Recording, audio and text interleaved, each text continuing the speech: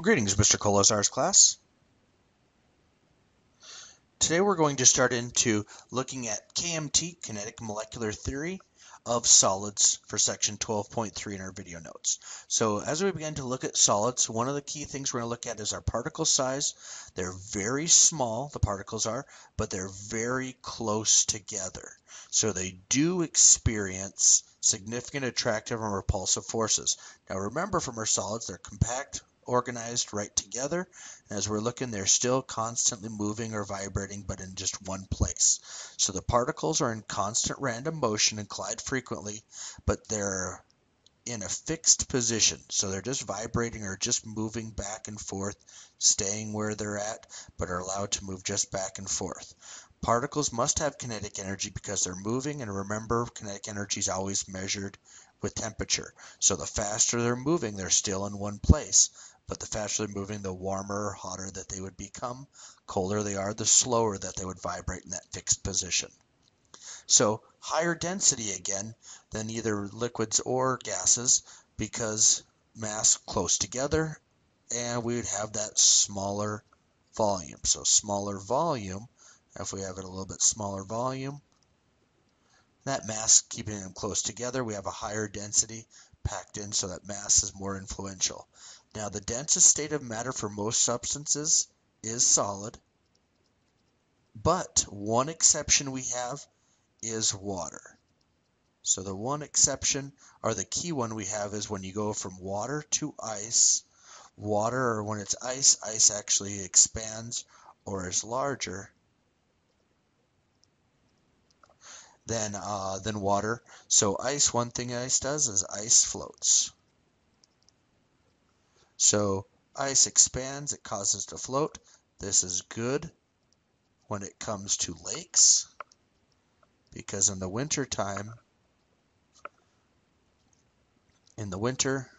all the life would die in the lake if we didn't allow that water to actually float. Now this is bad because it can cause the pipes in your house to break in the winter time. So a couple ideas of where that can be good and bad. Water's our key exception, that it actually, when it goes from a liquid to a solid, it expands instead of contracts. Now, a couple ideas we have for solids. A crystalline solid is going to be a solid whose particles are arranged in a geometric pattern. So there's an orderly pattern to it. The smallest of those patterns is a unit cell, and the unit cell is the smallest arranged geometric pattern in what would form our crystal lattice. And the crystal lattice is, if we see a geometric pattern to begin with, that pattern continues and continues and repeats until we get to the actual solid that we can actually see. And so the difference between the crystalline solid and the unit cell makes the crystalline solid, or that crystal lattice that we could see. An allotrope. Allotropes are elements that exist in different forms of the same matter. So elements that exist in the same state of matter, but in different forms. So an example, carbon is one of our key important ones. Carbon can exist either as a diamond or graphite. Both are just pure carbon, but are very different from one another. So when you look at diamond versus graphite, both are pure carbon, but the arrangement of those atoms is what causes the differences between those two different solids. And our last of our solid ideas is the amorphous solid. An amorphous solid is one in which the particles are not arranged in a regular repeating pattern. So they occur usually because they cool too quickly, and so it doesn't allow the crystals to form.